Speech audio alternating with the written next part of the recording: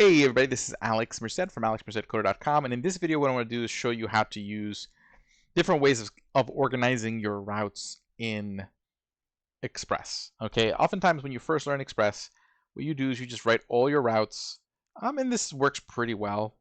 Just write your routes right there as one blotch in your server.js or in your main server file. Okay, but we don't have to. Okay, first we can actually separate the function part. Notice how I'm writing this whole function right here. I don't have to do that. I could just write the function as a separate variable. I could just be like, const index control, index function or index action equals save this function in that variable, and then pass index action. Okay, right there. Now in this case, that would make it look more confusing. Where you would want to use this is if you wanted to define your functions in other files, so that way you can trim down on how ugly this file gets. So in that case, if I could create another file. So usually what you would do is that in this case, we would create a folder called controllers. So I want to create that in the main folder. So let me just set that up. Controllers. Okay. And I can create a new file in there. We'll just call it index.js. Just why not? Okay. And there's a reason why it's not a bad thing to call it index.js. But what I can do then is I can move that function there. So let me just go back to here. Grab this function. Cut it out. Okay. Move it into this folder. And then I can export it. So I can do like module.exports equals index action. Great. Okay. And now this file is exporting that function. I can go back to server.js and import it. So I can be like const index action equals require. And then I can just point to the file. So I'll just say like // controllers. And because I called it index.js, I don't actually have to write /index.js. Generally, if you point to a folder, again, the assumption always is the index file. In the same way, like the browser will always assume, or static file serving will always assume index.html is like the main file for that folder. Node will always assume the index.js as the main file for that folder. So you don't have to actually say it out loud. You don't have to explicitly say the index.js. That's a nice thing about index files. It's just a pattern that you see in a lot of different tools to assume that that's the file you're looking for. So what that's going to do is since I specify the folder, not a file name, it's going to look in that folder and look for an index.js, see what that file exports, which was that function, and then save it in this variable. Okay, and now this is going to work just like it did before. npm run dev. Okay, cool. Now if I refresh this, see, it still works. Okay. But the nice thing is that now my code gets a little bit cluttered here, which is nice if I have lots and lots and lots of routes. Okay. But, I can only export one thing. That's the thing. So what if I want to put a bunch of functions in here? There's a couple different ways you can do this. One way is you could just bundle this in an object. So I can just create like an object. And then as I write more functions, I just add them to this object. Okay, so if I did this, notice like my app's crashing. Well, what happens is that now that this is an object, I would have to go back to my server.js. Index action is no longer a function, it's an object. So I would actually rather call this like controllers. And then I can be like controllers dot index action. Okay, and now it's working again. Because again, this is what's being exported is the object, and that object has one property. Okay, notice I didn't do like index action colon anything. When you put a variable inside an object, by default it assumes that you want the name of the variable to be the key and the value of the variable to be the value inside the object. So it's a little shorthand for writing objects. So you don't have to write index action colon index action, which would be redundant. Again, don't repeat yourself. So that makes life a little bit easier. That's one way you could do it. Another way we could do this is we could use a class. Okay, so what I could do instead is create like a class. So I'll say, class controllers. And then I can write these as methods of the controller. Okay, so I can just be like, okay, index is the method. And it takes in rec res.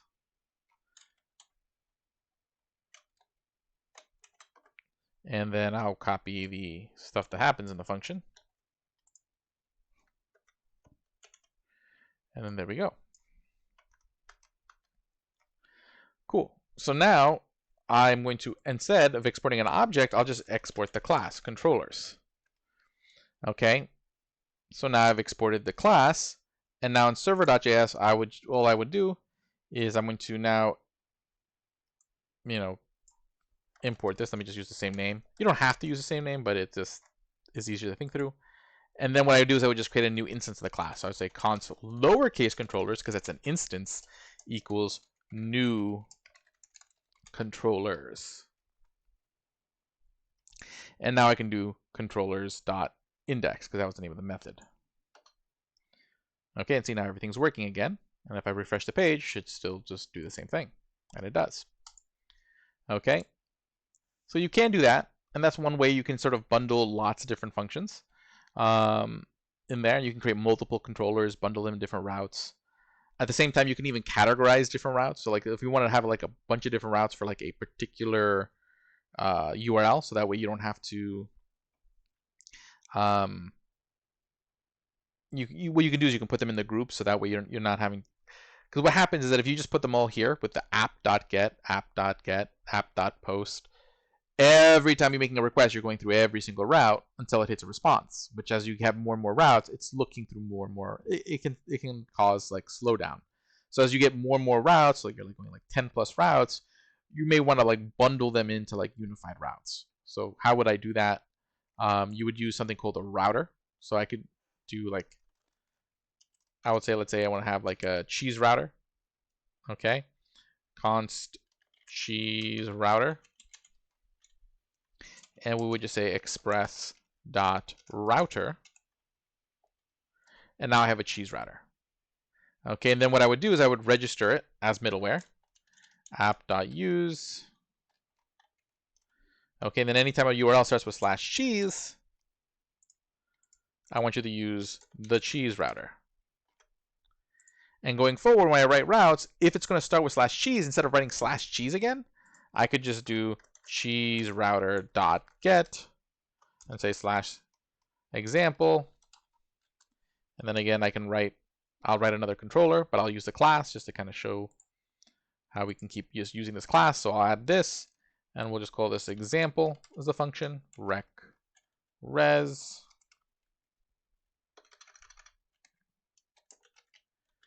And then we'll say res.send. It works. Okay, now I can go back to server.js and say here controllers.example. Okay, and now let's see if that works. So you saw that I wrote /example. Okay, so if I go to /example, it's not going to work. And you'll see why. See, I cannot, because the route's not actually /example. It's using the cheese router, and the cheese router is only used when the URL starts with /cheese. So really the URL is /cheese/example. And see, it works.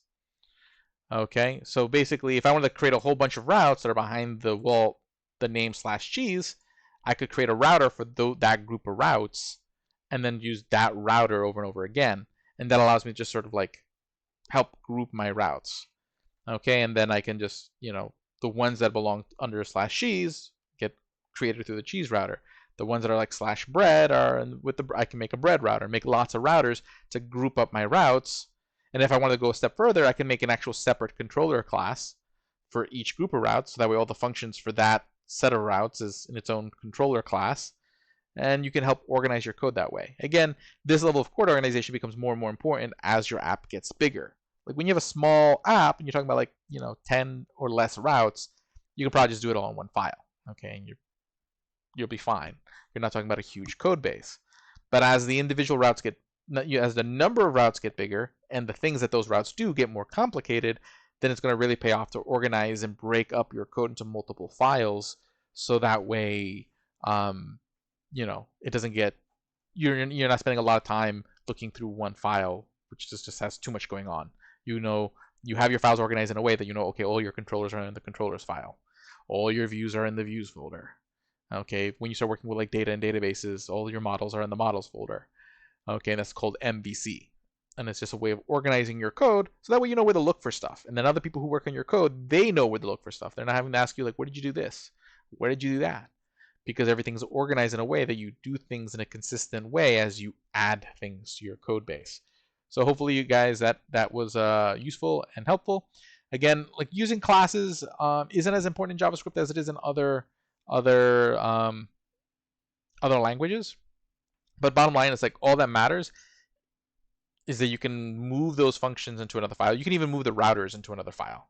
And this organization can get as sort of complicated as you want. And again, it may sound like it's getting more complicated, but when you're working on a team, it gets more simple because people know what file has what. Everything's kind of basically is one thing per file, and everyone knows which file to work on, and no one's kind of colliding each other and working on the same file at the same time. But it can seem like excessive when you're working on a project by yourself.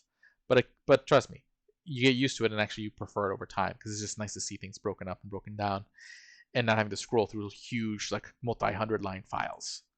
So have a great day and enjoy. I'll see y'all later.